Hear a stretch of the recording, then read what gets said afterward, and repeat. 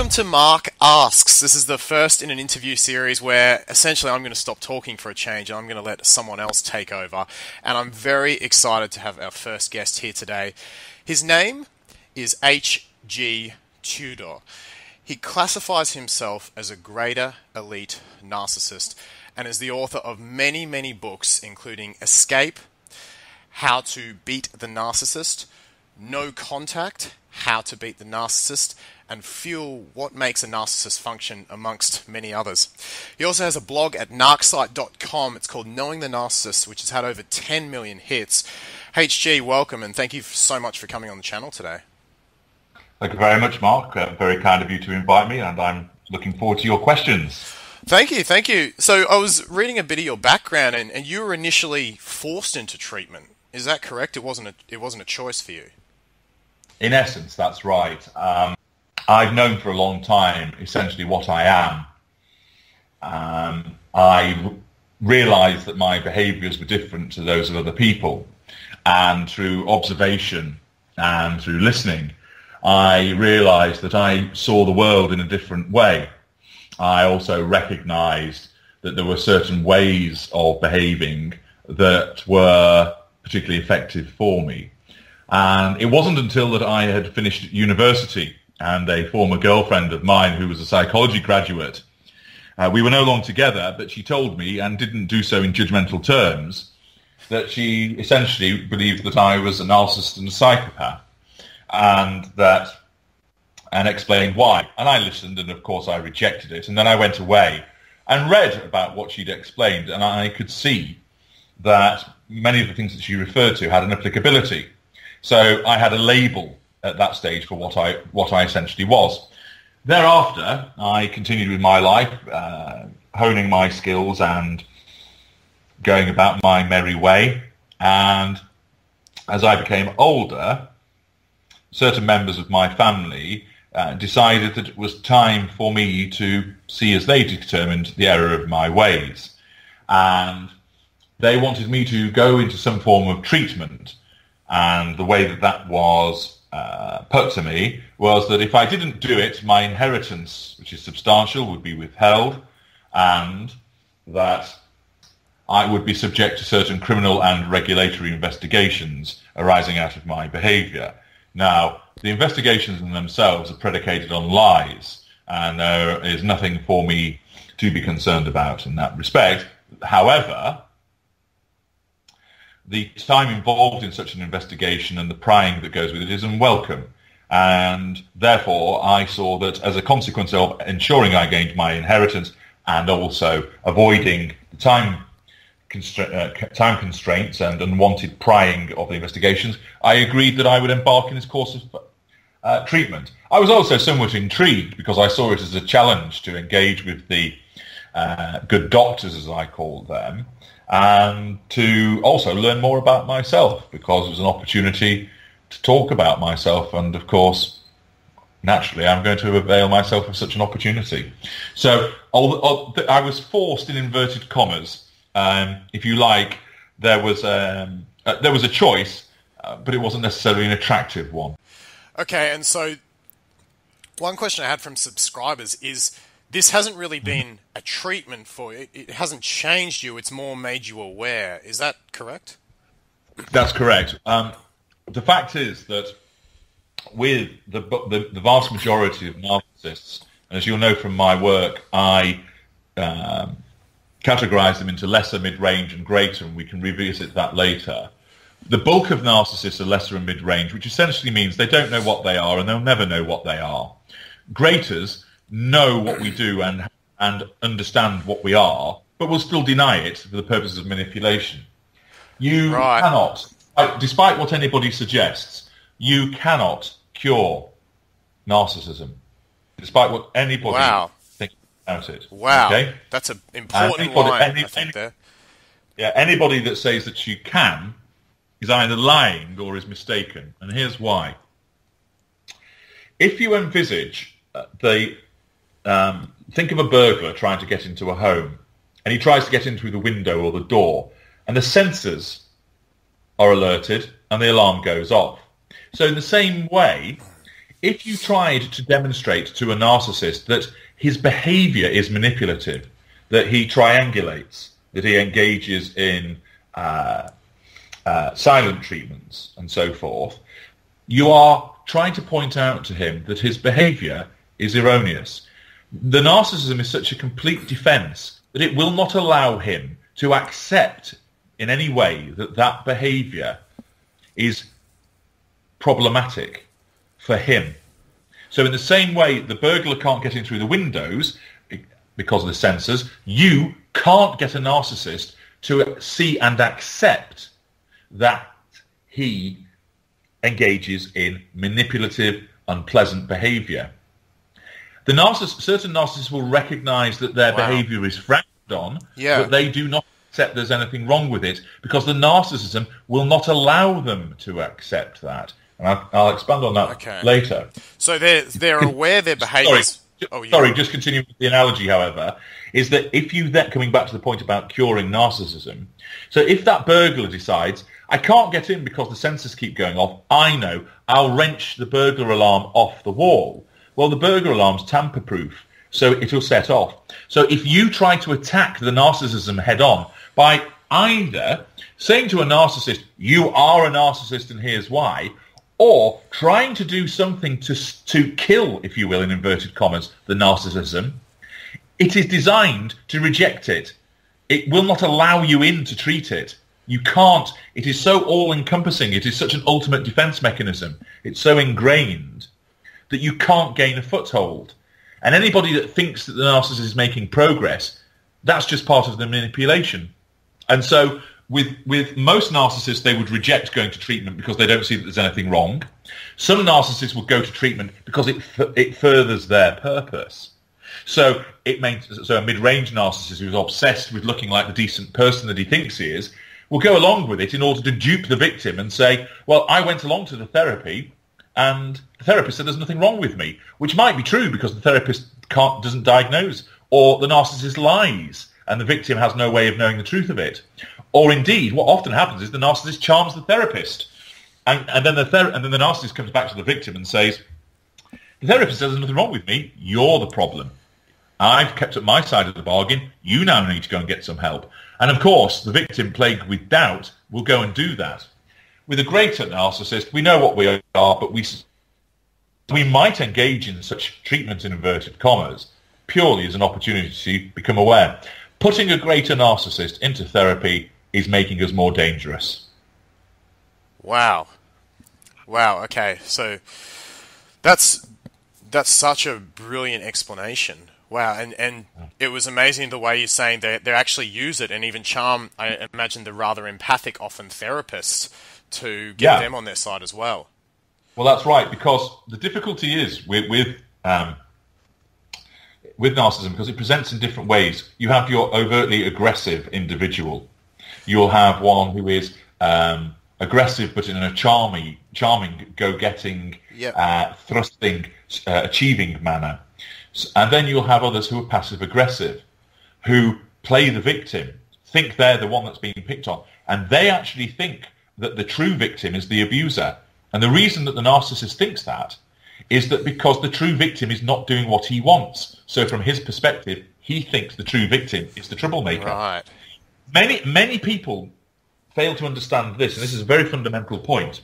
Yep. Many victims think that narcissists sit in a hollowed-out volcano like a Bond villain, going, blah, ha, ha, how can I ruin this empath's life this week? They don't. The majority of narcissists, being lesser and mid-range, operate through instinct. But when you look at it through the lens of the victim, you think it's calculated, because you think that he must deliberately have thought what he's going to do next. No, it's instinctive, but because it's from a different perspective, it is natural and instinctive to the narcissist. Greater narcissists, we do plan, we do calculate, but I still have instinctive behaviours. But lesser and mid-range, they all have instinctive behaviours as well.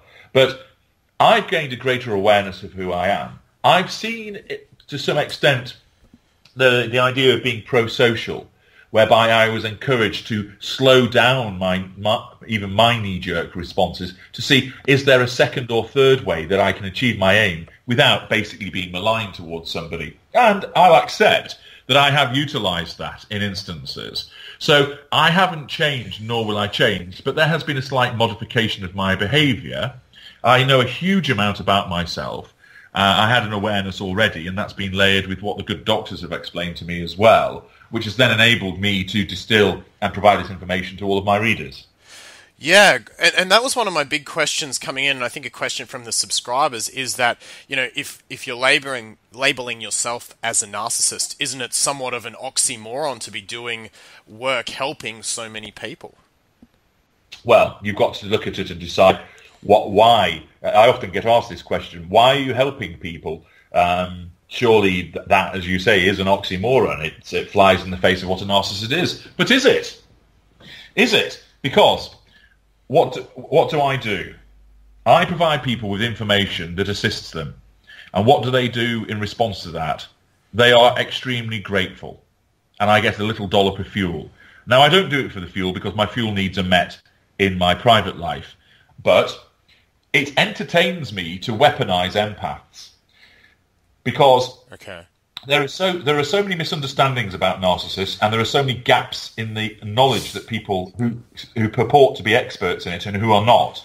Yeah. And consequently, who better than a wrongdoer to show you that you're doing wrong? And I create this legacy. I have a global reach, as you indicated. I've now had over 10 million hits, sold thousands of books. I've done thousands of consultations. I've answered tens of thousands of questions for people. And I do it because, one, I know what I'm talking about and I like to talk about it. I do gain some fuel from it, but that's not the primary reason that I do it. I do it because I'm creating a legacy, and I'm doing it because it enables me to be the notable expert in narcissism, because I want to be the number one resource for it. Now, if I happen to help somebody because I'm achieving my aims, it's a win-win, isn't it? So think many narcissists. Let's take, for example, Steve Jobs. He was a narcissist, no doubt about it. But what did he do? He created technology that most of us use every single day. And people would say that their lives are largely better for the provision of these products.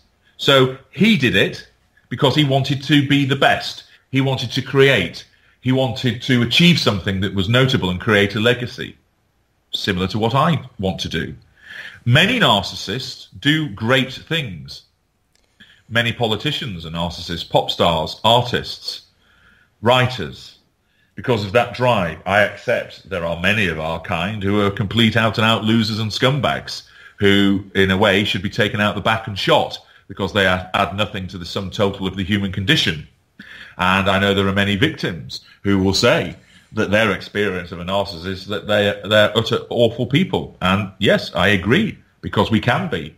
But there are those of our kind, because of our need for validation, because of our need to succeed, because of the fact that we're not held back by remorse or guilt or worrying about people's feelings. That equips us to be the achievers. And it all depends on your point of view. If, for the sake of hurting a handful of people, joy is brought to hundreds of thousands of people through the provision of information, a utilitarian argument is to say, well, so be it. That collateral consequence is one that should be suffered. Because it's the greatest good for the greatest number of people. And so the fact that I assist people is not oxymoronic ultimately, because I only do it because it serves my purposes. I am not altruistic. Narcissists are not. We only do it because it benefits us in some way. And we only ever do any good act because it benefits us. So take, for example, I'm walking along and I see an old lady fall down in the street. Mm-hmm. But I've got to be somewhere. I have no emotional empathy. I have cognitive empathy. I know how to appear empathic. She falls down. I work out, because I don't feel it, I work out she's fallen down. She must be hurt. The expression on her face tells me she's hurt. That must mean she needs some help. Do I help her? Well, if I'm busy and that's going to hold me up, no. I walk past her. Indeed, I would step over her.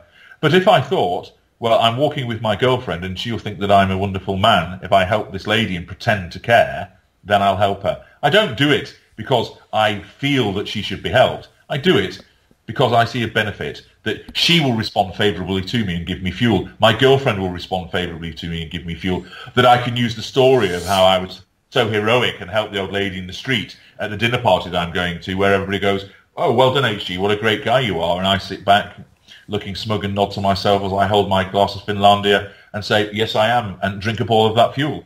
We only do it because it benefits us. Got it. That makes a lot of sense. That makes a lot of sense. Shall we? I wanted to ask questions. You talked about the greater, the lesser, and the mid-range, and myths about narcissism. Do you want to explain these a little more for the audience? And what are the myths about narcissism? Certainly. I categorise narcissists into three, as you say, lesser, mid-range, and greater, and then there are subdivisions between them, so lower lesser, middle lesser, upper lesser, and so on and so forth. Got it. Your lesser narcissist is essentially somebody who is out-and-out aggressive, has a low control threshold on his ignited fury. So when he's wounded, or she is wounded, fury is ignited and you get a response. And that response is usually physical violence, sexual violence, smashing up property, verbal violence. The lesser has no insight into what he or she is. They tend to have a relatively low cognitive function. An upper lesser can be quite successful. So an upper lesser might be someone in his hometown, he has a few car lots, and he's financially successful. But he turns up at the golf club and he brags about the hole-in-one that he's got.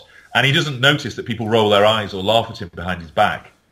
And the lesser basically is, you don't like the way I do things? Fuck you. You don't want to work for me anymore? Get the hell out of my company. They'll brawl with their friends in the bar. They have no real regard for a facade. Okay. Some of them are out-and-out losers. The sort of trailer trash, the wife-beating, alcoholic. These are the people that are often described as having anger management issues. They're not. They're narcissists who have ignited fury. So that's your first group. Then you have your mid-rangers. These are passive-aggressive on the whole, and they are obsessed with the facade. They are obsessed with being seen to be a good person. They often think they're empaths, and they think they're good and helpful people, and they can't understand why people don't do what they want to do. They can't understand why people try to say that they're manipulative. They operate with what's known as cold fury. So your lesser, what I described there, was heated fury. So when the mid-range narcissist is wounded, he or she operates with cold fury. So that means silent treatments, sulking, cold shouldering, walking out, all that kind of thing. Right. Yep. They are office politician that gossips about people. They're the person who goes, oh, I didn't think Trevor really deserved that promotion. What do you think? They dole out the pity plays. And they will try and get other people to do their dirty work because they're basically cowards. Okay. They have a higher level of cognitive function. They have a greater ability to control their ignited fury than a lesser. They do not know what they are, nor will they know what they are.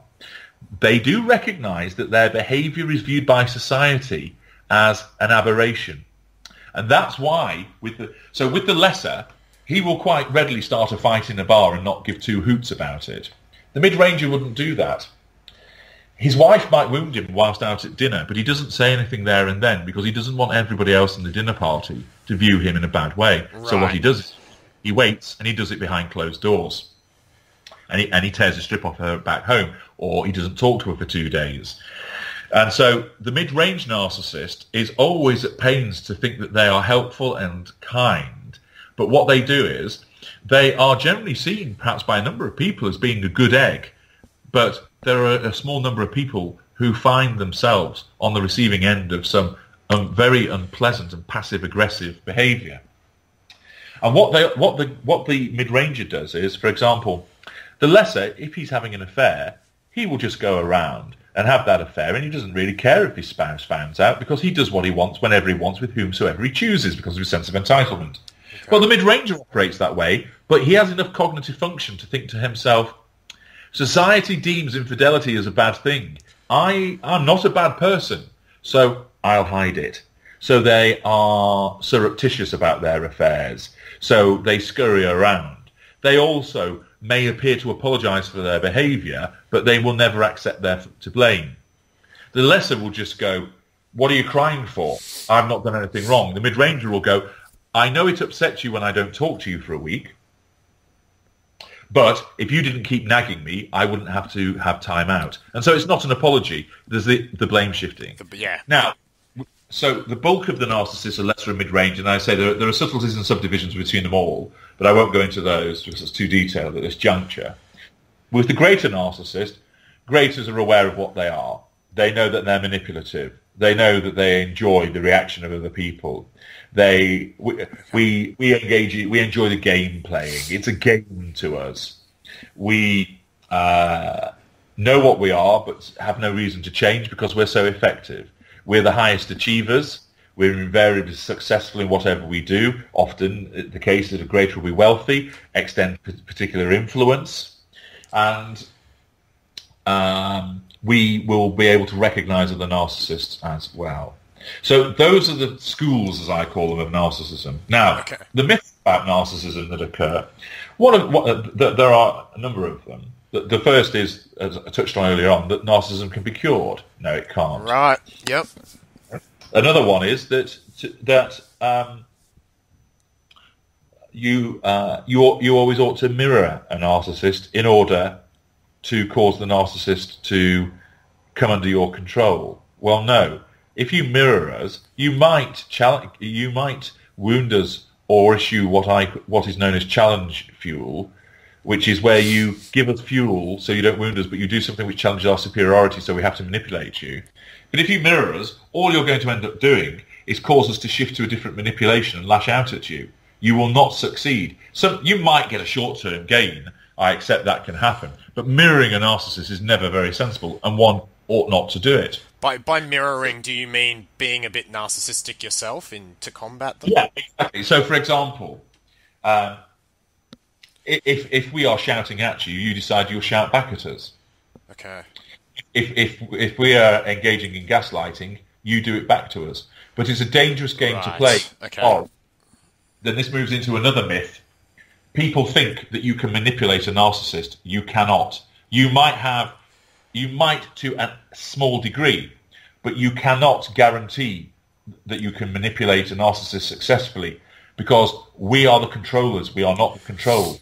Our narcissism is inbuilt to reject any attempt. If we perceive that you're trying to manipulate us, that you're trying to control us, our instinctive response is to reject that. And therefore, you are not in a position to be able to control us or manipulate us.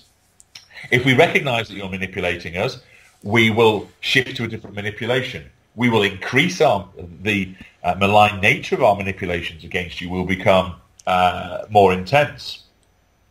You also can't guarantee an outcome from us because you do not know what else is going on in our fuel matrix. By fuel matrix, that means all of the primary, secondary, and tertiary sources that we have. So very quickly, tertiary sources are strangers and acquaintances. Secondary sources are friends, colleagues, family members, a mistress, the woman on the side, the occasional booty call. And the primary source is either a non-intimate one who's a family member that the person the narcissist lived with, or more usually, girlfriend, boyfriend, spouse, cohab, partner. And we have various, you only have one primary source. You can have a range of secondary sources and tertiary sources. And so if you're trying to control and manipulate the narcissist, you don't know what else is going on in our fuel matrix. You don't know necessarily who's getting our favour. And so you might be busting a gut to try and influence us in a good way by giving us lots of positive comments, by making us our favourite meal, by giving us lots of sex.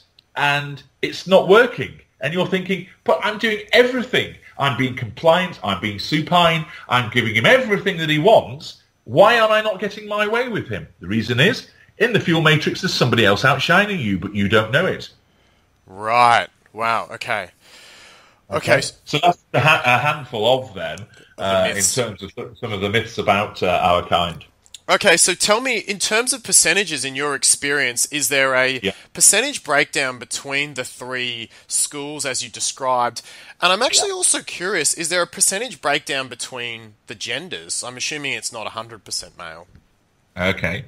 Well, first of all, dealing with the percentage breakdown, of course, there is no actual scientific survey that can assist in this regard, and therefore it's purely anecdotal based on my extensive experience of recognising my kind. I would suggest that in terms of the percentages, 5% of narcissists are greater. We're very rare. Right. And that probably about 35 to 40% are lesser, and then the balance of 55 to 60%, thereabouts, are mid-range. Mid-range. There are a heck of a lot more mid-range narcissists than people realise, but they're they're often hardest to spot. Right. Okay. Now, in terms of between the genders, I know that it's talked about that narcissism is primarily a male disorder, and it's somewhere in the region of 75 to 25 split in favour of males. I reject that. Okay. Based anecdotally, I think it's close to 50-50. Right. Okay. And the reason for that is this, that narcissism is primarily seen as this kind of alpha male, go-getting, aggressive, win-at-all-costs behaviour. Got it. It's almost the Donald Trump image. I hate to bring it in, but that's kind of the image that a lot of people get when they think narcissism. That's right. Yeah, that's right. And so that's what they think, that the boasting, doesn't really care, changes his mind, says what he thinks, and bugger the consequences. Successful, winning at any costs. I'm the best at this. I'm the one who knows everything. Yep. That kind of behaviour. And, of course, that tends to be more associated with men because men are seen as generally more aggressive.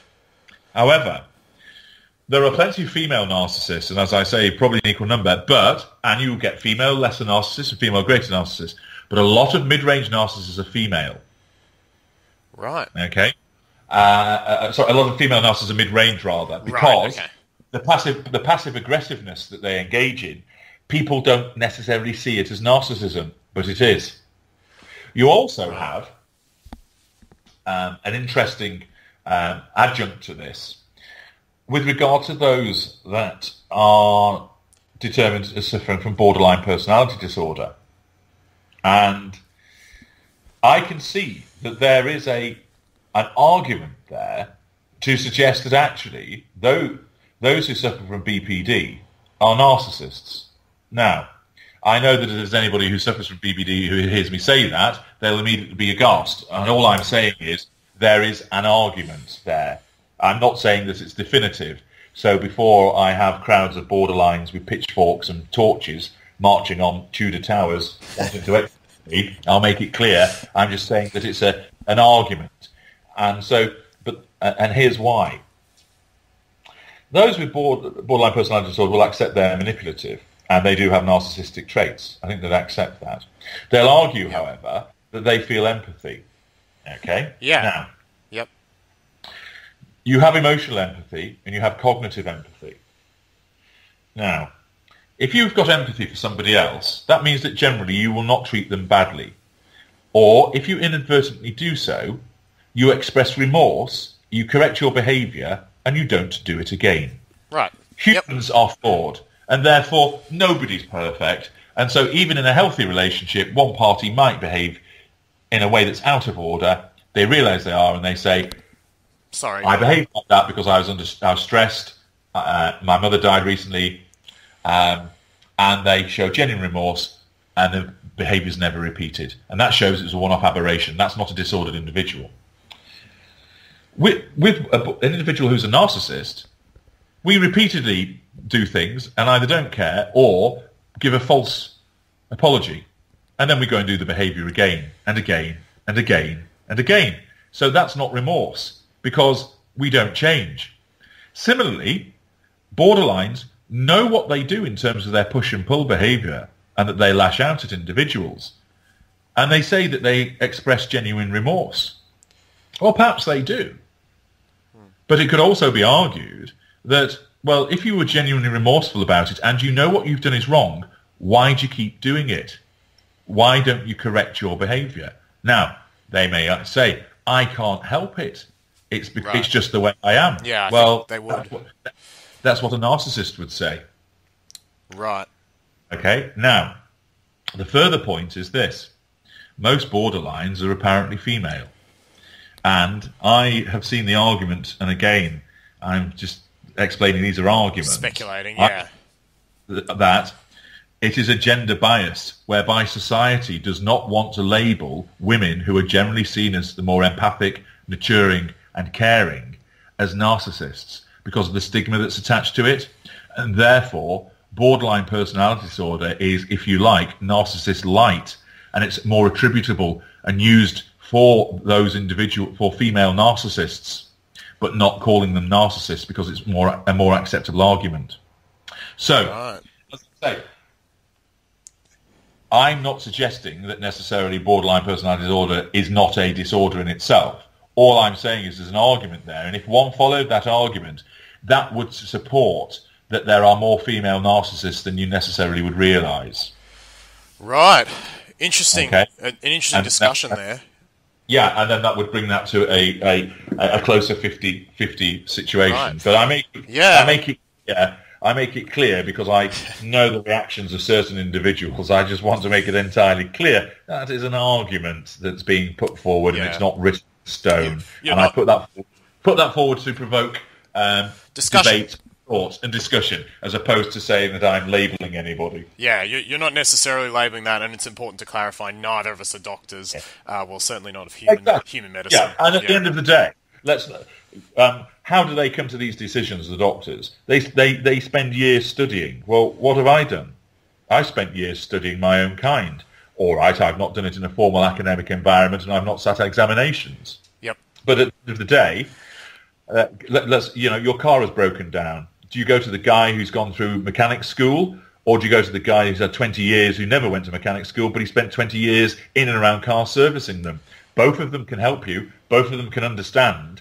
So the time served is just as effective, and sometimes perhaps even more effective than the wet behind the ear recent academic. And again, with those that come from the medical background, what have they done?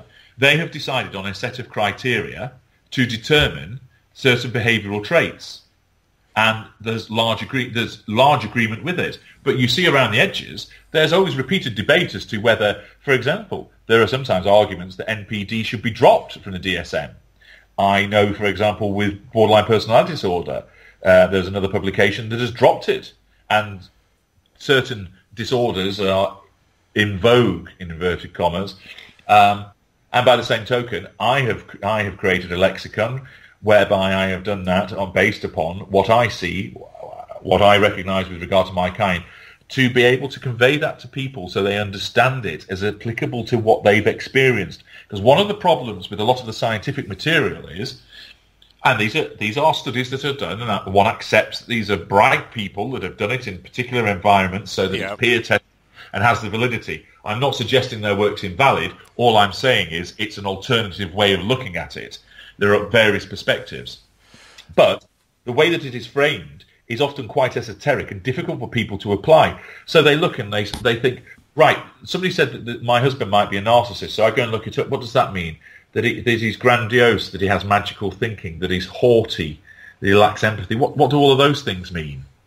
Whereas I explain to somebody, they engage in behaviour whereby you suffer silent treatments. You are treated in a manner whereby you are put on a pedestal to begin with, and that changes. And then also I distinguish the different dynamics, because it's not just the dynamic of seduce, devalue, disengage, or discard, as some people say in Hoover, which is the traditional model between a narcissist and a romantic partner who is an intimate partner primary source, so husband, wife, girlfriend, boyfriend.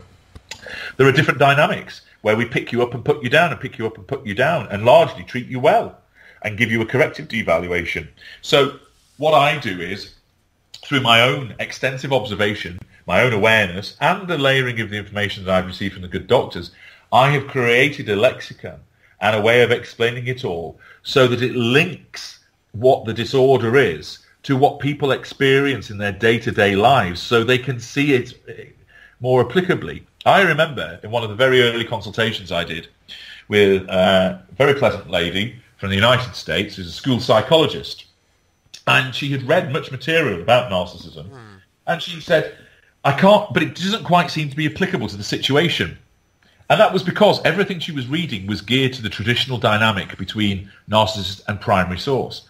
And I said to her, what your situation is, you are an intimate partner, secondary source of a shelf variety, meaning you're the girl on the side that he picks up and he puts down. He largely treats well, occasionally gives you the silent treatment. And I went through it all, and she said, at last, it makes perfect sense. Now, everything she'd been reading didn't tell her that she was with a narcissist, because it didn't understand the rest of the dynamics. Right.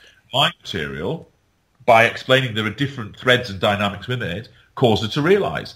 And she then went away and read the material, came back to me later in another conversation, I think that my mother's a narcissist. And it opened it all up for her. So there is this creation of this alternative lexicon. So what's the best way if a subscriber wants to grab that lexicon? Is it in a certain book of yours or a download? It's everywhere.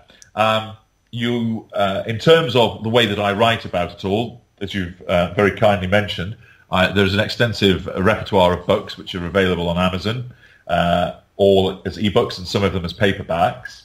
You can the blog that you've mentioned as well. You will learn more about there. There are hundreds of articles there which people can access for free. They can comment on them all, and I will, where time permits, answer questions. And they can consult with for a fee. And so all of the lexicons explained in and around all of that. And repeatedly people explain that when they've read all of that, it now makes sense because it's couched in the terms that they understand of the behaviour that's experienced by them.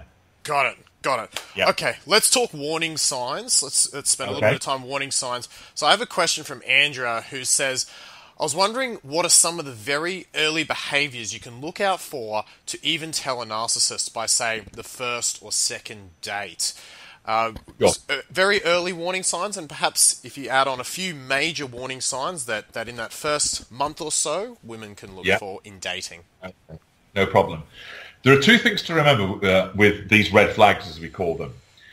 You, as a victim, will not necessarily know about some of them. Okay. Yep. Some of them appear, but the problem is you don't take notice of them. So here's an example. One of the warning signs is that person texts you remorselessly and rings you remorselessly. Okay. Okay. In a healthy interaction, if you go on a date, the next day you may say, "I enjoyed that date. Perhaps we can see one another again." Yep. Thanks for a good time. And the other person doesn't respond immediately because, well, it was a date, so they don't need to. And there's no urgency, so they might wait an hour, they might wait 6 hours, they might wait a day or two, and they reply and go, "Yes, I enjoyed it too. Let's go out again." And the other person comes back to them 2 hours later. "Oh, I'd like to do that.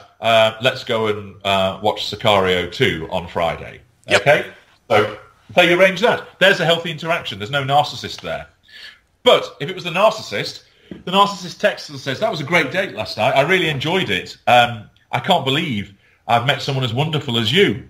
And that person responds, "Oh, that was very nice of you to say." And then they go, "Yeah, it was really, really good. I'd love to see you again. What are you doing tonight?" And then if they don't get a reply, it's, "Are you there? I thought we could do this." Right. And it's pushing to, and it seems pleasant enough. And what happens is that the victim is susceptible to the narcissist because we sniff you out, in essence. We can sense you. And what happens is the victim has emotional thinking. And emotional thinking blinds you to the reality. So logic would say to you, this man is texting you far too much. That is unhealthy. Be very wary about proceeding. Doesn't necessarily mean he's a narcissist per se. It's an indicator. It's not determinative because you have to look at an aggregate of behaviours, Mark. But emotional thinking would say to you, "So he texts you a lot. What does that matter? He's just being nice. It shows he's keen and he's interested, isn't he? And hey, after that asshat you've been out with, isn't it nice to have a guy who takes an interest in you?" And of course the victim, that is a red flag, but they don't see it. Or sorry, they see it, but they don't pay heed to Attention to it. Yep. So that's one. Another is lack of punctuality. Like inconsistency? Well, even from the beginning, as they say, punctuality is the politeness of kings. And you should always aim to be there 5 minutes early before you're due to meet somebody, because if you're late, you're telling that person that their time and they are not important. Well, the narcissist is so caught up in themselves and what they're doing, and also, remember, feeding off their fuel matrix, that the narcissist often is so preoccupied that he or she loses track of time. And also, the sense of entitlement to do what we want whenever we want means that, so, 15 minutes late, what does that matter? And our lack of accountability means we don't see where there's a problem with that. Now, your more evolved narcissist would look to get there on time, and if was delayed, would send a message. But somebody who is tardy, somebody who doesn't turn up on time, that, again, is an indicator. Other things that you can look for is if that person, we all have a relationship history. And, of course, when you meet a new date, it crops up. So, how long have you been single? Oh, 6 months. Have you dated anybody nice? Yeah, I met a couple of people off Match.com or whatever. Yep. Hopefully not plenty of fish, because that's the stroke at the bottom of the barrel. And consequently, you talk about it in those terms, fairly vague, not because anybody's got anything to hide, but it's, yeah, that's what's happened. I've been single for 6 months. I've dated a few people. Yeah, there's a couple of people quite nice, but it didn't quite work out. And that's all you do. And you say, yeah, prior to that, I lived with somebody and it didn't work out. The narcissist would go, I split up with my girlfriend 2 weeks ago. So first of all, there's a red flag. Get going dating very quickly after the breakup, but then starts to say, she's a complete fucking psycho. Right. And I'm warning you now, there's a chance she might turn up at this restaurant and start causing trouble. So don't worry, I'll handle it. But she's a real nut job, and that's why I had to get away.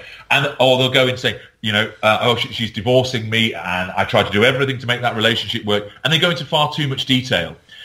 You can have somebody who has had a terrible experience because they probably were ensnared by a narcissist. But a healthy person doesn't go into massive detail on the first couple of dates. They may just say, I was married, it's a difficult divorce, but, we don't need to go into that now. Let's talk about today. Or, I've learned from it and moved on to better things now. Yeah, exactly. And can I recommend the squid ravioli to you? Yeah, right. It's playful yet mysterious. So have that instead. So there's another warning sign. Also, if you ask the narcissist about his family, that he may talk in very vague terms about family members, which shows that the narcissist probably doesn't spend a lot of time with them and may well have been ostracized. So that's another red flag that occurs on a date. Also, if the narcissist is playing to the crowd, what the narcissist will often do is mildly flirt with the waiter or the waitress, or be looking around to see what else is going on. And it's because they're looking for opportunities to draw fuel from other sources. Now, they will also show off. One of the red flags, of course, is talking a lot about themselves, but that's not always the case, because a particular narcissist will allow the victim to talk, because that seems more polite, but it means that the narcissist is sucking in all this information about the victim, which can be used to continue. Them, right? Yeah. Also, look out for mirroring. So ordering the same food as you, suddenly having the same likes as you. But you can test it, because unless you're dealing with a skilled narcissist, that mirroring is superficial. So let's say, for example, I'm the victim and my favourite band's Depeche Mode. And so I go on a date with a narcissist and he said, what music do you like, HG? And I go, well, my favourite band are Depeche Mode. And she goes, oh, what a coincidence. They're my favourite band too. And I go, oh, really? Which is their songs is your favourite?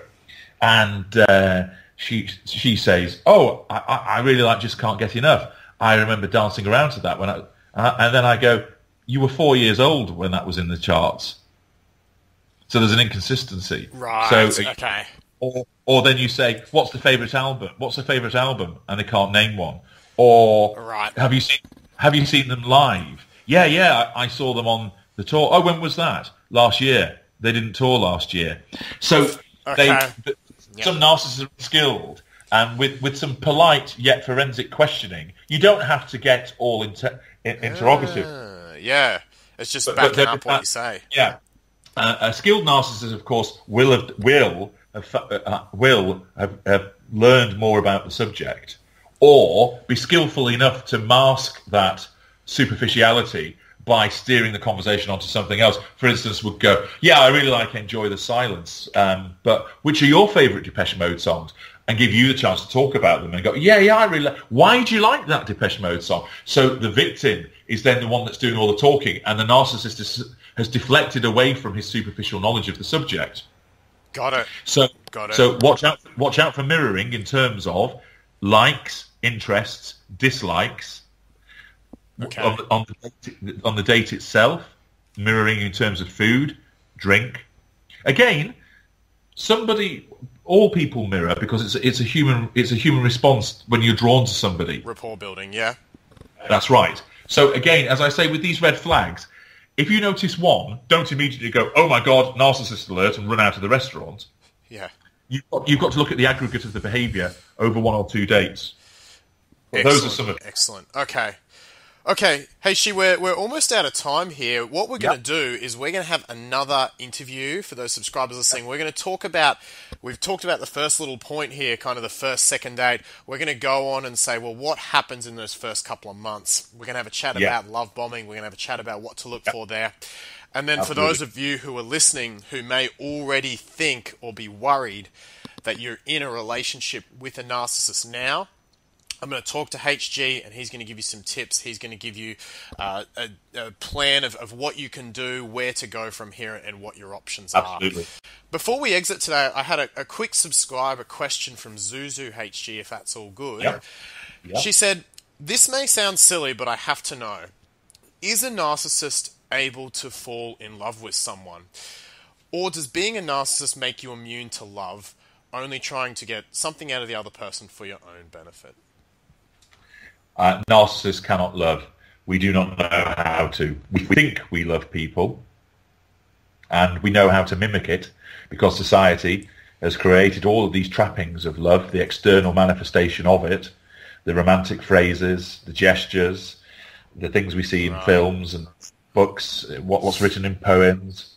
So we can mimic it, and we think that we do love, but what we have is infatuation. We don't love. We're incapable of it. And neither can we learn to love either. We do not love people romantically. We do not love our family. We do not love our children. We do not love our friends. We are incapable of love. Wow. Powerful words, HG. And I think two of the big things, you cannot cure it, and you heard what HG just said. Narcissism cannot love. So we'll wrap it there for today. HG, I just want to say a huge thank you for coming in and having a chat today. We will have the second interview with HG. We're going to go much further into the dating relationship side there. I just feel like we've just scratched the surface today. HG, if someone wants to get a little bit more material from you, there's your website, narcsite.com. They can find the blog. Right. Is there you've got so many books, I just looked at them and went, where does one start here? What would you recommend as a good starting book to get to know your content? If you want to if you suspect that you have been ensnared by a narcissist, you should start with Manipulated and the Devil's Toolkit, because that describes the behaviors that we engage in. And if you start to recognize all of those behaviors, then it's highly likely that you're ensnared by a narcissist. And then the next stage is, what do you do about it? And my books, Escape, Fuel, Fury, Exorcism, No Contact, are, if you like, books which will give you understanding and also give you the inside track to help yourself understand and get away and achieve that freedom. And I offer consultations, which are for a fee, whereby people can engage with me one-on-one through an audio consultation. They are hugely popular.